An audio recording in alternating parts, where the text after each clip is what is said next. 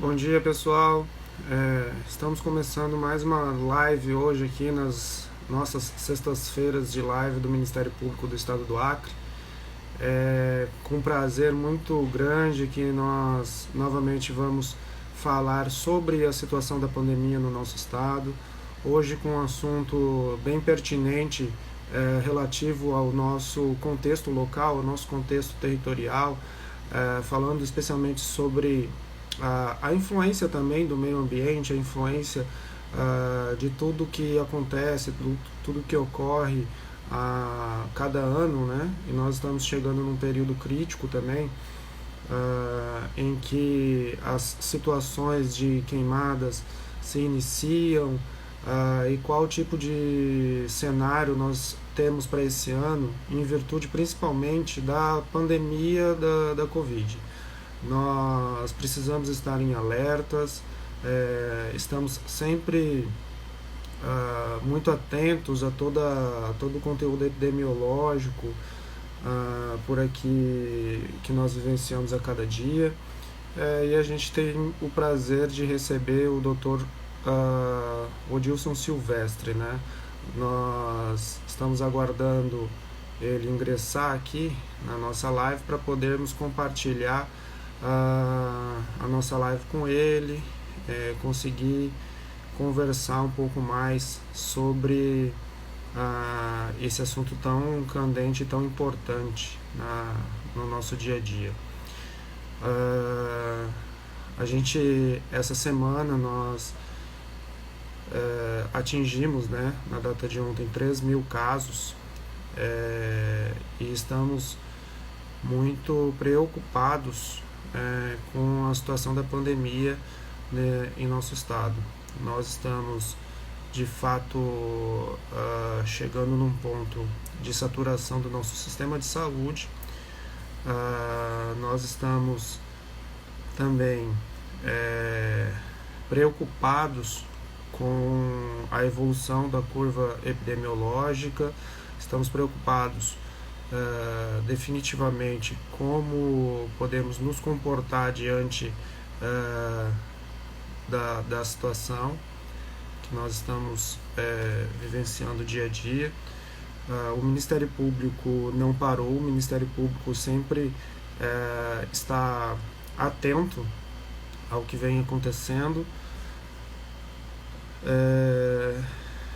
em relação às internações, em relação à movimentação do Poder Público, da Secretaria de Saúde do Estado do Acre, do município, dos municípios de uma maneira geral, e isso tem nos ocasionado grandes influências sobre o nosso modo de levar o cuidado com a pandemia. O Dr. Odilson deve estar tendo algum problema, ele ainda não ingressou. Deixa eu perguntar aqui a ele. Isso acontece, né? A live é ao vivo, por óbvio. E problemas com sinal, problemas de conexão geralmente podem acontecer.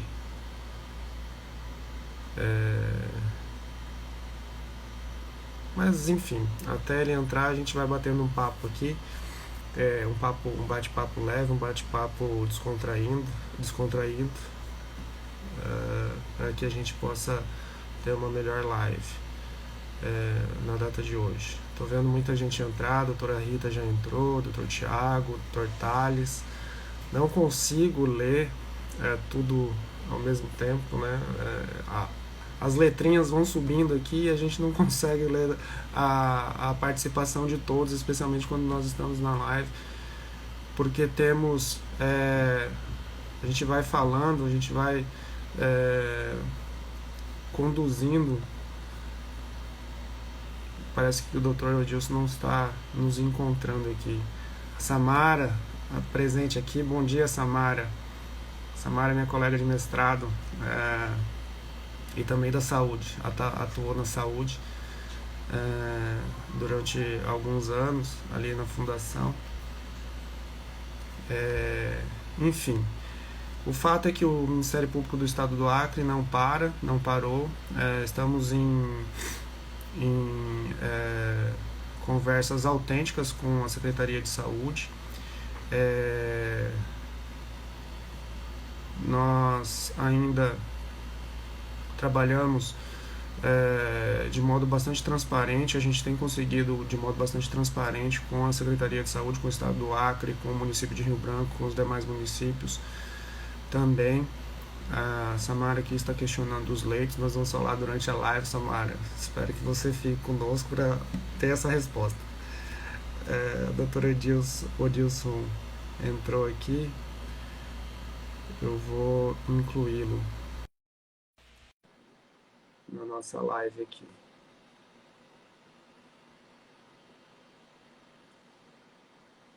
Aguardando a entrada dele. Bom dia, um prazer tê-lo. Bom dia, Glaucio. Eu vou apresentá-lo aqui. Me permita te chamar também de Odilson.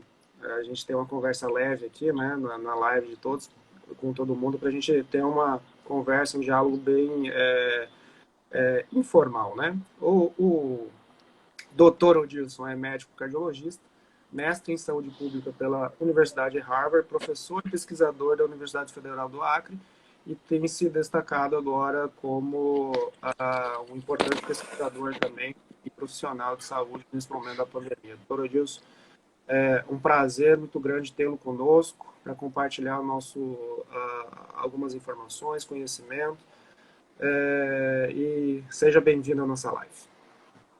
Obrigado, Glaucio. Obrigado a todos aqui. Vai ser importante nós aqui conversarmos um pouco sobre o que nós temos visto no front, tanto da questão individual quanto da questão coletiva, o aspecto populacional, em especial discutir um pouco para a nossa região aqui, para o Acre, para a Amazônia, o que essa doença pode ter de diferente, o que a gente pode mitigar aqui, e eu acho que essa discussão vai nos ajudar nesses aspectos. Odilson, a gente sabe que, de acordo com as informações que têm difundidas pelo mundo, existem alguns problemas que colocam algumas pessoas em grupo de risco, né? Pessoas com cardiopatia, pelo menos é o que está sendo evidenciado aqui no estado do Acre e também de uma maneira no cenário nacional, e também aquelas pessoas com complicações pulmonares, com asma, de uma maneira geral, tem sido aquelas que têm maior propensão no que tange a própria letalidade da doença da Covid-19. No estado do Acre, todos os anos a gente vivencia queimadas, nós vivenciamos muitas internações decorrentes desse período.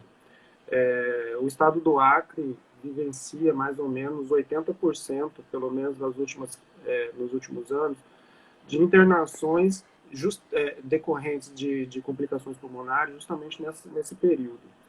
E aí, o senhor, sendo pesquisador, cardiologista e tendo essa interface com as complicações decorrentes da Covid, queria que o senhor iniciasse, falasse conosco sobre as impressões que a fumaça, as queimadas podem ter e qual tipo de repercussão e complicações que podem ser decorrentes para o enfrentamento da Covid.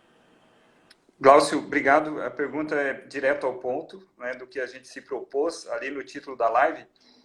Eu vou fazer primeira resposta um pouquinho mais longa, para falar sobre o vírus, sobre o hospedeiro, que é cada pessoa que tem esse contato com o vírus, e sobre o ambiente em que essa pessoa está. E esses três fatores são fatores que determinam se essa pessoa se infecta ou se essa pessoa que se infecta, se ela tem uma doença pior, né? Então, primeiro, assim, os vírus, geralmente, em relação ao sistema respiratório, eles causam doenças mais altas, nas vias aéreas mais altas, que ficam ali pela faringe, pela traqueia, mas alguns vírus chegam ao pulmão. E esse vírus, caracteristicamente, ele tem uma capacidade, vamos chamar de patogenicidade ou virulência, a capacidade dele de causar doença, de causar dano, até causar morte, é maior do que a maioria dos vírus, como influenza, que é o nosso vírus de gripe de todos os anos. Então, esse é um vírus mais virulento do que os que nós estamos acostumados, né? Primeiro. Segundo, ele sim, e a sua pergunta começou em relação aos grupos de risco, então, tem umas pessoas que têm uma chance maior de desenvolver a forma grave, e a gente não sabe exatamente por que ainda, né? Essa interação do vírus com as pessoas é a pessoa que vai desenvolver a doença mais sintomática e a forma grave. É mais comum que sejam pessoas com mais idade, talvez por uma mudança da fisiologia, né? E toda célula tem receptor, e esse vírus, para entrar na célula, ele tem que ter uma porta, e talvez essas portas sejam mais frequentes nas células de pessoas com mais idade. E o outro aspecto é quando tem doenças crônicas, e doenças crônicas, como doenças cardíacas, pulmonares, elas causam uma diminuição de reserva dos órgãos. Então, no pulmão, uma doença crônica, vamos dar um exemplo assim, quem fuma por mais de 20 anos desenvolve uma doença obstrutiva crônica, então ele perde capacidade pulmonar. Quando a doença, o vírus vem, ele causa agudamente, uma perda de parte do pulmão. Como a reserva já era pequena, reserva fisiológica, então a quantidade de pulmão funcionante era menor, essa pessoa vai fazer uma doença mais grave. Então, depende muito do vírus, depende da pessoa, e tem esses fatores de risco, que é a idade, doenças crônicas, porque tiram as reservas dos órgãos, tanto de pulmão quanto coração, rim. E tem um outro aspecto, que é o aspecto mais populacional, onde essas pessoas estão. E isso vai influenciar bastante, Glaucio, tanto na infectividade, ou seja, quantas pessoas vão se infectar, quanto na gravidade da doença, como essa doença vai se comportar nessas pessoas, né? A virulência e o desenvolvimento de formas graves. Então, o meio ambiente, aí vamos colocar alguns fatores, tá, para aumentar a infectividade. Aí, tanto aglomerações, as pessoas, aqui na Amazônia, 4 pessoas, em média, morando em cada domicílio, né? Diferente do Sul, que pouco mais que 3. As questões socioeconômicas, né? A pobreza aumenta, como diminui a informação, então aumenta a chance de infectividade, e fatores ambientais como temperatura e como a própria poluição. Então, na poluição vem esse aspecto que tem sido colocado por alguns cientistas aí na Europa, nos Estados Unidos, como aumentando, sim, as formas graves e as mortes. Onde há mais poluição, em princípio, tem mais morte. E aí, isso nós podemos desenvolver por que isso acontece. Odilson, perfeito. O Ministério Público, ano passado, desenvolveu uma estratégia aqui de colocar sensores em todo o estado. Em parceria com a Universidade Federal do Estado do Acre, a UFAC, e em parceria com diversas prefeituras, o Ministério Público também, em conjunto, em parceria com o Tribunal de Justiça, acabou destinando alguns recursos decorrentes de multa para a aquisição desses mesmos sensores, e colocamos cerca de 30 sensores em 22 municípios aqui do estado do Acre. E o Acre se tornou a maior rede de monitoramento da qualidade do ar da Amazônia, né? E a gente, fazendo esse monitoramento, que é em tempo real, através do aplicativo, do software, né, dos sensores Purpleware, que podem ser vistos em tempo real pela internet, uma conexão normal, ela acaba fazendo esse monitoramento da qualidade do ar. Alguns municípios, eles ficam mais de 30 dias, mais de um mês com a qualidade do ar muito ruim, pior do que a recomendada, tolerada pela Organização Mundial de Saúde. Ano passado, a gente teve, como a gente mencionou aqui, quase 3.500 internações por problemas respiratórios, as mais variadas, né? E somente nesse ano, até março desse ano, um pouco depois do início da pandemia, a gente teve mais de 4.500 atendimentos ambulatoriais na rede pública de saúde. Então, a gente vê que há um problema enorme correlacionado com a fumaça. Antes de passar a palavra para você, saiu ontem, Odilson, não sei se você chegou a ter oportunidade de ver, o boletim especial do Ministério da Saúde sobre as internações. E uma coisa que tem me chamado muita atenção há algum tempo, desde que eles começaram a fazer essa divulgação, é a diferença de internações pelo Brasil por síndrome respiratória aguda grave, relacionada, quando comparadas 2020 e 2019. Só para pegar duas semanas epidemiológicas que acontecem, que me chamaram muito a atenção, na semana epidemiológica 13, teve 1.123 internações no ano passado, e esse ano foram 13.102, uma diferença de mais de 1000%. E na semana epidemiológica 17, ano passado, quando houve 1.500 internações, esse ano já houve mais de 20 mil, o que tem uma diferença de 12.000%. É claro que essas 20 mil internações numa só semana não são relacionadas somente com a Covid. Existem outros fatores também, mas isso nos chama muita atenção porque é uma coisa anormal. E levando também em consideração a falta de testes que nós sabemos, não é possível descartar que boa parte, ou a maioria dessas internações sejam também por Covid. Então a gente pega os problemas respiratórios, a qualidade do ar, fazendo esse monitoramento, especialmente nessa época de queimadas que todos os anos vivenciamos, e pegamos o aumento do número de internações por síndrome respiratória aguda grave, que levam também a complicações cardiológicas, nós entendemos a importância do isolamento social. Eu queria que você falasse um pouco sobre isso, sobre esses dados, também do ponto de vista da pesquisa, tanto com relação ao comprometimento das funções respiratórias quanto cardiológicas, Odilson. Desculpe pela extensão da pergunta. Perfeito. Você trouxe dados bem importantes e que têm amadurecido aqui, em especial dados oficiais. A gente espera que tenha esse aumento das formas graves de doenças respiratórias e de internações, e é justamente esse, Glaucio, é o gargalo que se tem visto, porque essas doenças precisam de leitos de UTI, dos respiradores e de equipes bem treinadas. Então, isso tem acontecido, esse aumento tem acontecido e trazido toda essa questão do caos na saúde.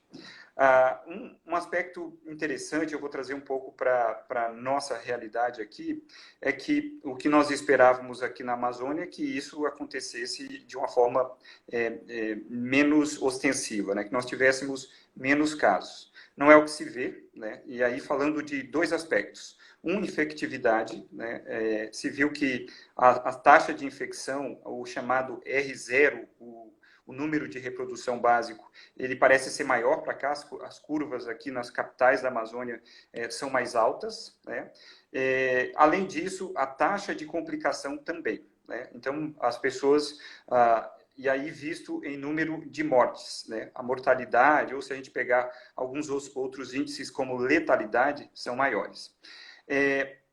Em saúde, Glaucio, uma das coisas que a gente gosta de medir, porque é mais fácil, nós confiamos mais nesse dado, é o dado de morte, né? Então, porque é um dado que ele tem uma fidedignidade maior, alguém teve que oficializar aquilo, saiu do prontuário, foi para um atestado de óbito, que é um documento, e que sai das fronteiras do hospital, então ele tem uma importância, então é visto, e aqui em Rio Branco, por exemplo, ele é extremamente revisado pela equipe de vigilância.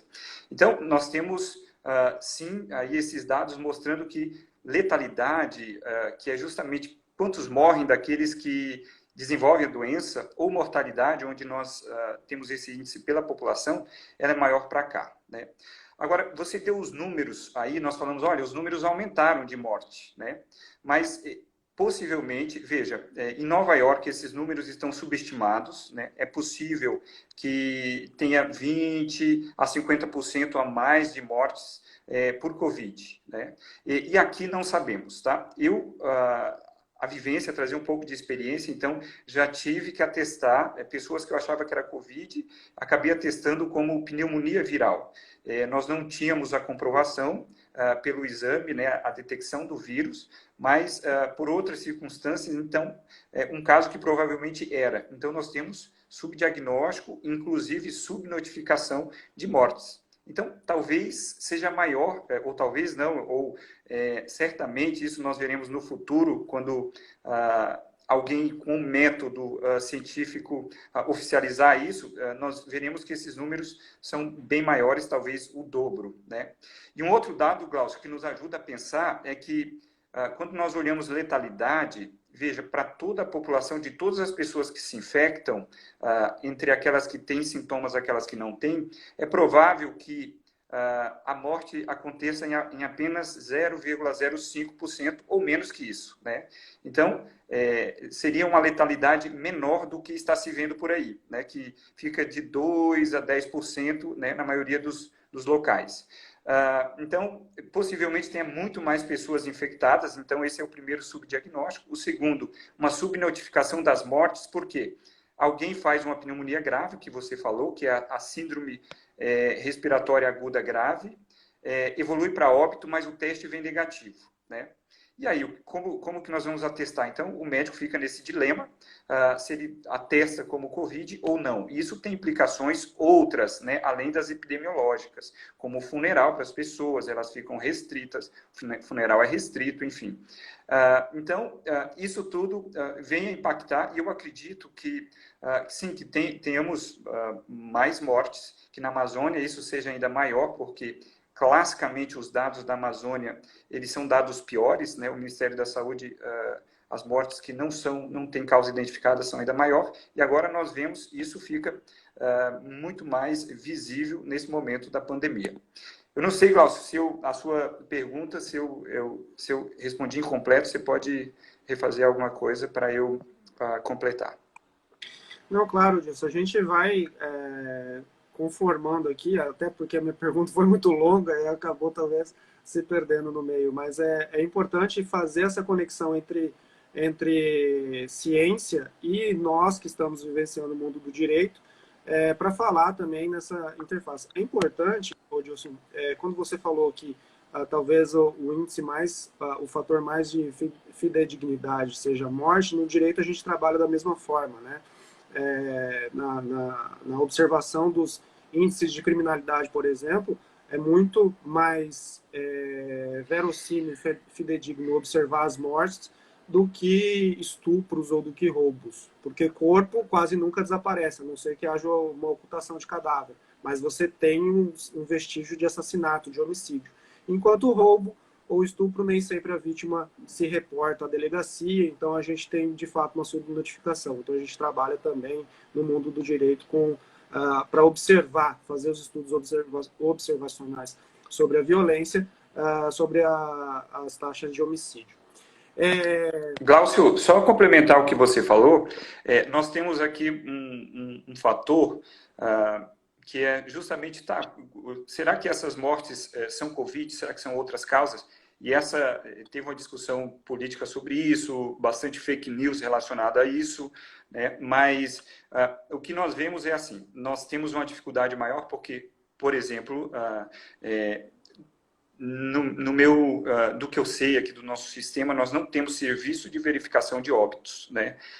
Nós temos IML, que acaba para os casos de morte violenta ou algumas outras coisas é quem faz essa verificação, mas serviço de verificação de óbitos para determinação de causa de óbito, como existem em outros locais, nós não temos de forma organizada aqui. Então, muitos dos óbitos, às vezes, quem vai atestar tem que assumir baseado em algumas premissas e em dados do que se viu, né? Dados do prontuário e do atendimento. Então, nós vamos errar um pouco mais, sim, e lembrar, Glaucio, aqui que você falou, olha, aumentaram as mortes e aumentaram os números das síndromes respiratórias. Sim, e um outro fenômeno que acontece é uma mudança do padrão de mortes, né? Então, já se viu queda no número de mortes de causas externas, né? E também queda no número de eventos cardiovasculares, mas possivelmente vai aumentar o número de morte súbita em casa, né? Então vai mudar um pouquinho a epidemiologia e esses dados de morte, porque o atendimento às outras doenças que continuam aqui, né? A epidemia da Covid ela não traz nenhuma imunidade para as outras doenças, como doença cardiovascular, como outras doenças respiratórias e doenças oncológicas, que são os grandes grupos que causam morte. Pelo contrário, né? Doenças em períodos de epidemia, as doenças pelo coração aumentam, porque as pessoas ficam mais estressadas, fazem mais arritmia e infartam mais.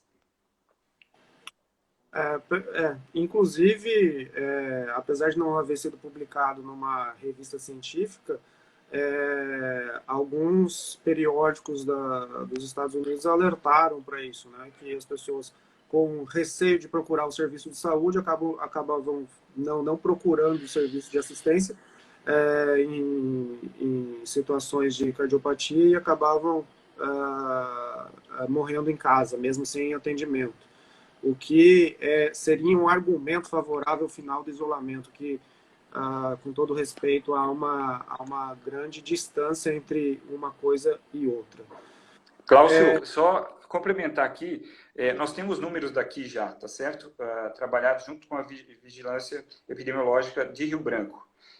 Então, o número de cateterismos, que é a forma de tratamento para síndromes coronárias agudas, e aí, diga-se, é o infarto, as anginas instáveis. A pessoa que está com um ataque cardíaco e nós levamos para o cateterismo de urgência. Isso se reduziu em relação às médias prévias em torno de 50%. Tá? Então, janeiro, fevereiro e março, os cateterismos foram em torno de 30 a 40 cateterismo de urgência aqui em Rio Branco. E em abril, nós tivemos em torno de 25%. Então, uma queda próxima de 50% aí do número de cateterismo de urgência. Vem cá, mas será que as pessoas estão infartando menos? Não tem como, né? Porque as doenças continuam existindo, pelo contrário, nós temos outros estímulos aí, incluindo o estresse, né? Então o infarto continua existindo. Outro aspecto, e puxando de outro grande grupo de doenças, são as doenças infecciosas. Nós vimos que, comparando com as séries históricas, a notificação de dengue, Glaucio, reduziu muito, tá? Então, por que será que diminuiu a dengue agora? Será que as pessoas ficaram em casa, tem menos ambiente propício para o mosquito se propagar? Provavelmente não. As pessoas estão ficando mais em casa, elas não procuram ajuda, e os médicos estão assumindo, às vezes, como Covid, muitos casos que são, na verdade, dengue, já que os sintomas clínicos se sobrepõem de uma certa forma. Então, veja a importância em saúde pública e a grande mudança nos padrões epidemiológicos. Perfeito. Dilson, a gente sabe que a poluição, a fumaça, de uma maneira geral, pode desencadear um processo inflamatório sistêmico, né? E isso ocasiona efeitos importantes e deletérios sobre o coração e o pulmão.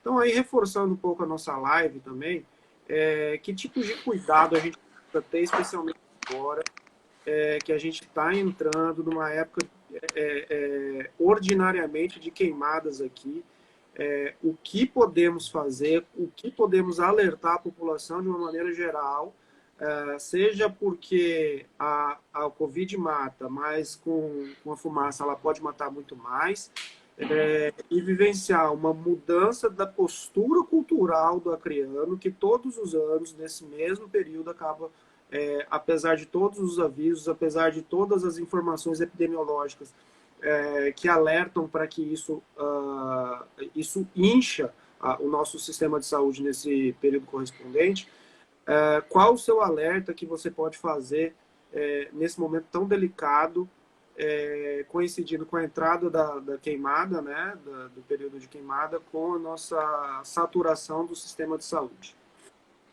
Perfeito. Então, Glaucio, a ideia toda que nós falamos aqui, como reduzir o impacto da doença. Então, tem fatores individuais e os fatores aí de saúde pública, mais coletivos, né? E um deles aqui no nosso meio é fumaça, né? É exposição à poluição. Então, os dados mostram aí, nós temos, eu revisei a literatura hoje, nós temos certamente mais do que 5 estudos já mostrando essa conexão entre poluição, e aí, no geral, poluição em uma média, poluição crônica, né, pegando média dos últimos meses ou anos. e poluição mais recente, né? Exposição mais recente, tanto na Europa quanto aí, Itália, Inglaterra, Estados Unidos, e o melhor estudo desses, o americano, mostrando que tem uma correlação. O aumento em termos de partículas, né, de 2,5, material particulado de 2,5 micras, quando aumenta aumenta em 8% a morte.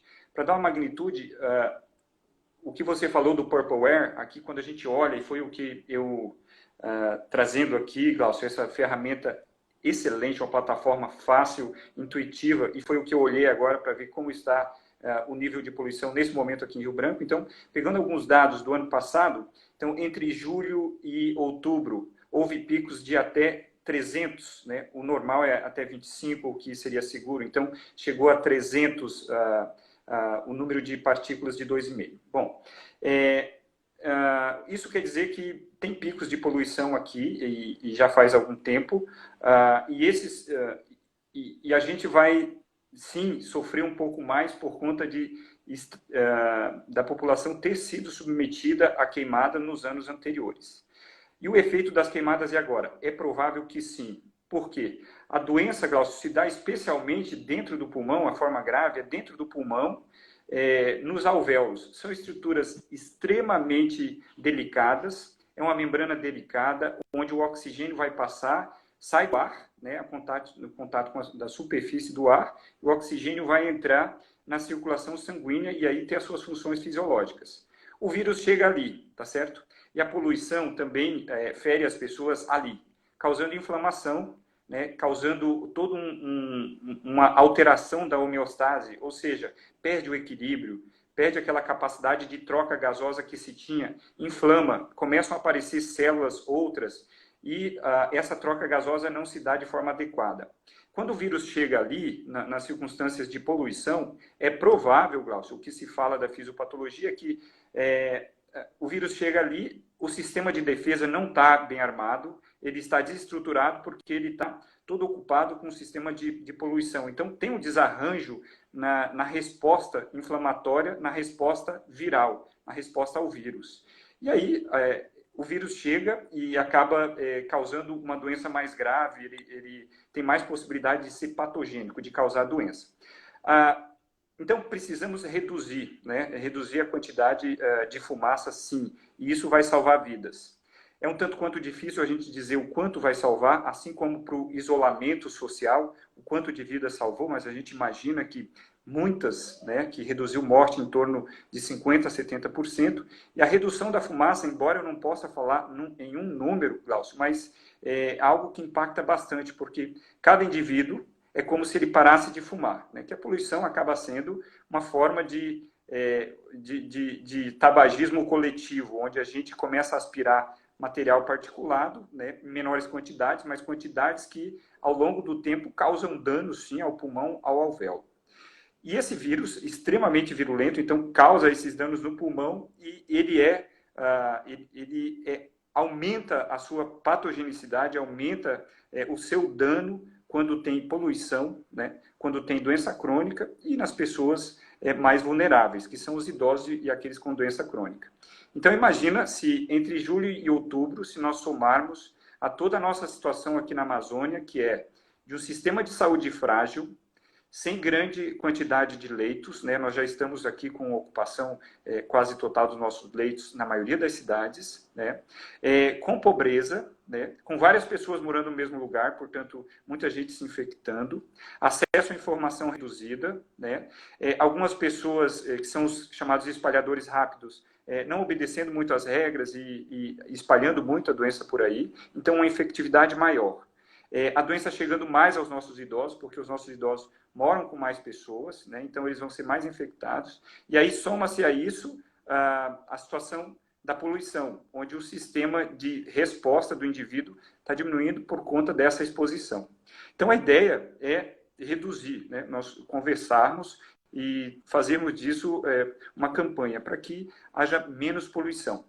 A tendência, Gal, só finalizando, os Estados Unidos relaxaram as regras de controle de poluição quando a pandemia começou. Então, aumentou a poluição por lá em muitos locais, né? Juntamente com a chegada da epidemia. Aqui, há uma estimativa que, por circunstâncias outras, né, por outras ocasiões, questões políticas e mesmo nosso envolvimento maior com a pandemia, e aí que haja uma redução nessa vigilância em relação às queimadas, que até isso possa aumentar. Imagina só esse somatório todo de fatores, como não vai ser a epidemia aqui em termos de número de casos. Edilson, muito didática a sua intervenção agora, nos alertando, né? Alertando a todos aqui. E a gente está com uma boa... inclusive, estou vendo aqui colegas do Brasil, de moral, nos saudando aqui. Muito, muito legal aqui a nossa live no dia de hoje. Como todas, né? Todas as sextas-feiras a gente traz alguns temas correlacionados à pandemia. No início da live, antes de você entrar, Odilson, teve uma pergunta, um questionamento sobre a quantidade de leitos aqui. Então, eu vou colocar os leitos. A gente está com 8 leitos lá na UTI, eu vou falar. 8 leitos no pronto-socorro, 24 no INTO e 9 no Hospital do Juruá. E já faz algumas semanas que essa ocupação não baixa de 90%. Muitas das vezes ela está 100%, inclusive com mais leitos do que mais leitos ocupados, porque há respiradores também fora das UTIs. Trazendo esse alerta, especialmente porque alguns estados já começaram a adotar critérios de medicina de desastre para acesso às UTIs, porque não haverá UTIs para todos. Se o nosso modelo, se a nossa curva de contágio permanecer em ascensão do jeito que estamos vivenciando. E aí a gente não pode deixar de falar, acredito eu, em isolamento. Quando a gente fala em números, né, Odilson, muita gente diz o seguinte: vocês torturam os números até eles dizerem o que vocês querem que eles digam. Mas aí a gente tem que fazer um contraponto. É praticamente impossível você dizer a verdade se você não utilizar de números. Se você não se utiliza de dados, você tem apenas retórica. Então, pegando isso e agradecendo já as informações da vigilância, apesar disso não haver uma correspondência, nem um estudo mais aprofundado, Odilson, eu percebi o seguinte: a partir do dia 11 de maio, a gente tem notificações por dias, aliás, confirmações por dia de notificação. Isso quer dizer que não é um represamento, mas o dia que aconteceu a notificação, aconteceu a coleta para o teste. E a gente pegando esse período, Odilson, do dia 10, 11 de maio, retrocedendo 15 dias antes, 2 semanas antes, que é mais ou menos o período que são desenvolvidos os sintomas, a gente vai chegar no final de abril, início de maio, que foi aquela onda que todo mundo começou a sair dizendo que as atividades econômicas deveriam retornar. Havia necessidade também naquele momento de uma maior clamor pela reabertura das atividades econômicas, considerando o Dia das Mães, que é o segundo maior data para o comércio. Então a gente pega esse final de abril, início de maio, transporta 14 dias depois, a gente vai ver um aumento muito grande do número de infectados e, correspondentemente, do número de internações. Queria que você, baseado nisso também, Odilson, pudesse falar a respeito dessa importante medida não farmacológica, que é o distanciamento social, o isolamento, e sei que você e os pesquisadores lá da UFAC fizeram um trabalho bem profundo e substancial a respeito disso. Qual a importância dele de ainda continuarmos nesse distanciamento? Perfeito. Então, Glaucio, assim, as estimativas elas têm erros, né? Nós tentamos olhar uma bola de cristal, mas isso baseado em modelos. E nós estamos fazendo isso no decorrer do tempo, porque tem dinâmica nisso tudo, né? Então, tem fatores que entram, outros que saem. A quantidade de isolamento como um desses fatores. O que se prevê aqui para o Acre, por exemplo, que vem uma onda um pouquinho mais tardia em relação ao Sudeste, é que o pico seja em torno do dia 30, agora no final do mês, início do mês de junho, onde a gente tenha o pico da curva de incidência da doença, né? E que, claro, isso pode ser modificado conforme as medidas, em especial medidas essas de restrição ou mitigação, que seria basicamente isolamento social, distanciamento, outras medidas mais. Está, Glaucio, bem provado, e tem estudos bons, quando a gente vai ler em outras situações, que mostram que o isolamento impacta muito na quantidade de casos e redução de morte, né? Então, não são estudos daqui, são estudos de outros locais, e que são bem fundamentados. E aqui no Acre, os nossos índices... Oi? Está me ouvindo, Glaucio? Estou ouvindo. Deu uma travada aqui, mas estou te escutando. Tá. Então, assim, em termos de isolamento social, o Acre conseguiu chegar em 50%, 70% em alguns momentos, isso se reduziu, né? Mas sabe-se que sim, que funciona e que tem uma relação direta com o número de casos. Nós imaginamos, assim, que aqui no Acre houve sim uma redução, a curva foi achatada, talvez em torno de 50% do número de casos, pelo que se fez aí no passado. Então, vidas já foram salvas e não sabemos quantas. Nós poderemos estimar depois, olhando pelo retrovisor, né, da estatística, para dizer o quanto isso foi importante. Mas certamente o que nós vimos, a grosso modo, é que sim, que talvez milhares, né, ou centenas de vidas foram salvas por isso. E acredito que daqui para frente, como temos que fazer? Glaucio, é uma proposta bastante difícil de se fazer, mas que continuemos em isolamento, né? Isso precisa ser feito porque nós estamos com toda essa taxa de ocupação e isso deve piorar um pouco mais nos próximos dias. A gente, apesar de todos os esforços, né, nós estamos acompanhando os esforços do Estado do Acre, dos municípios aqui de uma maneira geral, para conseguir respiradores que são fundamentais nesse momento aqui. Há uma perspectiva de trazer novos respiradores, já houve a compra, a gente está mediando e articulando também, já houve a compra de respiradores junto ao NOPS, né, que é o escritório das Nações Unidas aqui no Brasil, foi por meio de uma licitação internacional, mas isso não é de hoje para amanhã. Isso deve vir justamente coincidir com o possível pico do contágio. Então, a gente precisa fortalecer a necessidade da permanência do isolamento social, porque não há, hoje, por exemplo, não há um leito de UTI vago na capital de Rio Branco, na capital. Se alguém precisar, vai precisar ser acompanhado na emergência clínica, nos leitos que não são leitos de UTI. É claro que há um esforço muito grande por parte dos profissionais, que estão também bastante extenuados. A linha de frente tem ocasionado muitas tensões, muito adoecimento também, muito afastamento também gerado pela contaminação. Então, a gente precisa sempre reforçar e fortalecer a necessidade do distanciamento. A Vângela aqui, Adilson, e claro que você pode assim continuar falando sobre isso. A Vângela pergunta se se o senhor recomenda, se você recomenda que se verifique a qualidade do ar diariamente, a fim de a gente entender também o comportamento do vírus. Legal. Glaucio, assim, acho que eu travei aqui. Vocês estão me ouvindo? Estou ouvindo, pode falar. Sim. A imagem Tá. está travada, estou me ouvindo.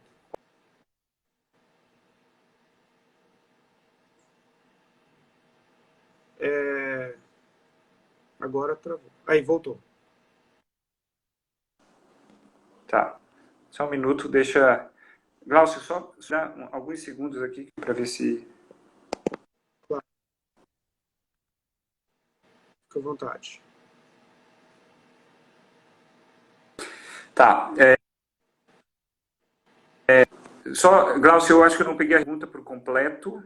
Você pode só repetir a pergunta da Vângela que você tinha iniciado? Claro, a Vângela questionou, fez a pergunta se você recomenda que se monitore diariamente, né, a qualidade do ar, através Perfeito. do Purpleware. Então, é uma ótima oportunidade para falar aqui do Purpleware. Eu conheci através do professor Foster e do Paulo Henrique, que está aqui.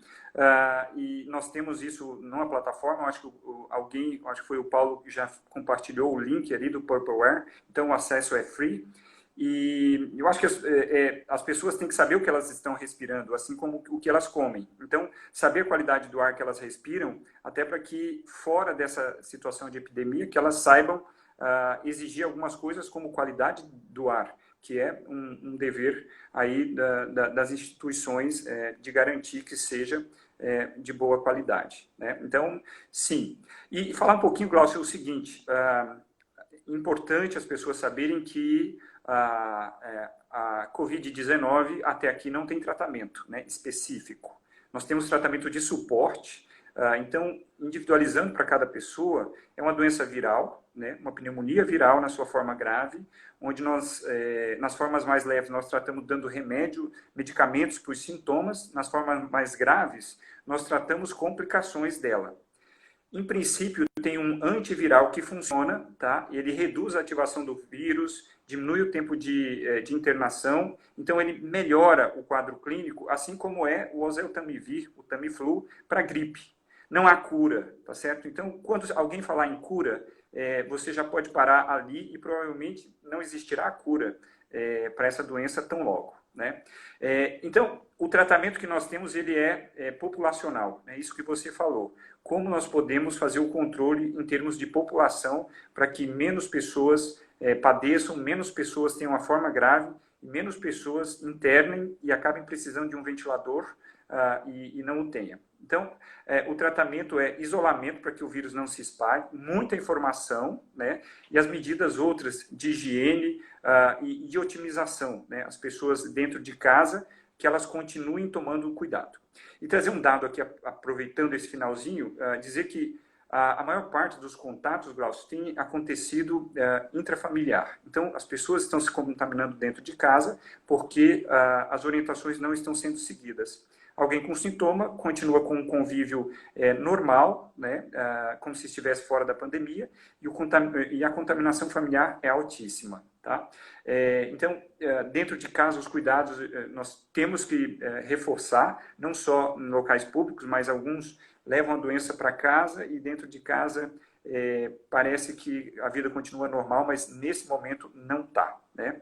E outra coisa, nós vamos, Glaucio, sair dessa epidemia com grande aprendizado, né?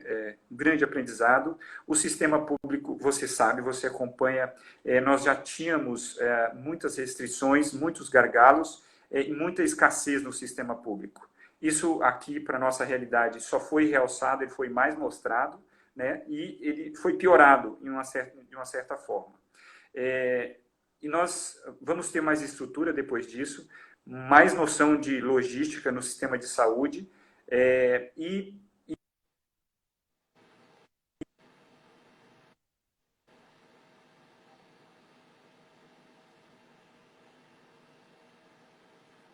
manejo de epidemias. Odilson, você tocou em alguns pontos fundamentais. Nós estamos chegando na reta final, faltando uns 10 minutos mais ou menos. Mas você tocou em alguns pontos fundamentais aqui no pós-pandemia. A gente certamente vai sair com a experiência de reforço da ciência. Fundamental investir na pesquisa. Os pesquisadores são fundamentais em qualquer momento, mas sobretudo diante de uma epidemia, de uma pandemia, a gente vê que falta muito conhecimento e capacidade de resposta rápida, coisa que poderia ter sido superada com menos traumas mediante investimentos em muitas pesquisas. A gente também identifica que sem o SUS é impossível você fazer um sistema de resposta rápida em saúde, afinal de contas ele está presente nos 5.570 municípios. fora a vigilância em saúde, que é feita também dentro do SUS.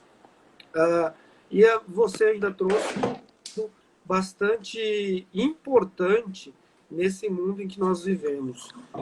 Há alguns políticos, inclusive que são médicos, cujo nome não convém citar agora, mas que diz que o isolamento vem dizendo muito, que o isolamento é fator de contágio, porque ele diz que o contágio ocorre dentro da casa. Claro que ocorre dentro da casa, porque as pessoas, infelizmente, não estão conseguindo, seja porque estão correndo atrás do dinheiro para colocar comida em casa, por uma incapacidade do próprio Estado de fazer com que isso não aconteça, mas que, e por conta disso, está tentando enviesar a conversa e a narrativa, dizendo que o isolamento é o fator fundamental no Brasil que leva ao contágio. Ora, esse contágio, como você falou, intrafamiliar, é decorrente da não observância do próprio isolamento. A pessoa está fora, que se contagia, não dentro de casa, mas fora, e leva o contágio para dentro de casa. Isso é fundamental, Odilson, para que a gente esclareça e reposicione a narrativa. Eu vou passar a palavra para você, para suas considerações finais, mas não sem antes dizer o seguinte. No World Meter, no site deles, ao iniciarmos a nossa live, a gente estava com 5.243.000 contágios. Agora, 55 minutos depois, nós estamos com 5.252.000 casos. Em 50 minutos no mundo, houve um acréscimo de aproximadamente 10.000 casos. E se a gente levar em consideração o número de mortes, a gente iniciou com 335.954 mortes, estamos terminando com 336.500 mortes. A gente aumentou em 50 minutos quase 600 mortes. Para dizer que isso não é uma gripezinha, para dizer que a gente está vivenciando uma pandemia de proporções muito graves. Eu queria te agradecer imensamente, Odilson, pelos seus esclarecimentos, vindo de um pesquisador sério, comprometido, que está na linha de frente também. Queria que você deixasse o seu recado e agradeço muito em nome do Ministério Público. Eu que agradeço a oportunidade e o Ministério Público aqui dizer a importância das instituições, Glaucio, nesse momento, onde as pessoas ficam perdidas. Nós estamos enfrentando alguns problemas em relação à prescrição de medicamentos, em relação às estratégias, né, que há um enfraquecimento porque as informações se desencontram. Então, nós temos que voltar a dar essa importância às instituições, como é o Ministério Público, às autoridades em sanitarismo, né, e em saúde coletiva, para que estratégias sejam estabelecidas a partir disso. O meu exemplo disso ontem alguém me ligou e falou, olha, pede uma tomografia para mim porque eu acho que eu estou com Covid. Aí eu, puxa, uma tomografia... Como assim, uma tomografia? Quem que vai interpretar? Você? Então, as pessoas estão assumindo os tratamentos, tentando assumir as estratégias de investigação da doença, e um exemplo era, nesse caso, individualizado, né? Não é assim. Alguém está muito treinado. Uma instituição tem história para ela defender determinadas bandeiras, né? Existe um método, existe uma hierarquia ali. Então, agradecer a oportunidade, dizer que é muito importante o Ministério Público e outras instituições e que nós continuemos uníssonos. E aqui na Amazônia, Glaucio, temos muita preocupação porque os números são piores. Vemos Manaus e outros locais da Amazônia onde tem a questão socioeconômica muito mais desfavorável e a questão das queimadas que está por vir. Então, continuamos na luta aí pela saúde pública, né, com a ajuda de vocês, que é excelente, esclarecendo a população. Obrigado pelo espaço, obrigado a todos que participaram. Muito obrigado de novo. Acompanhem as nossas lives, todas as sextas-feiras, às 11 horas.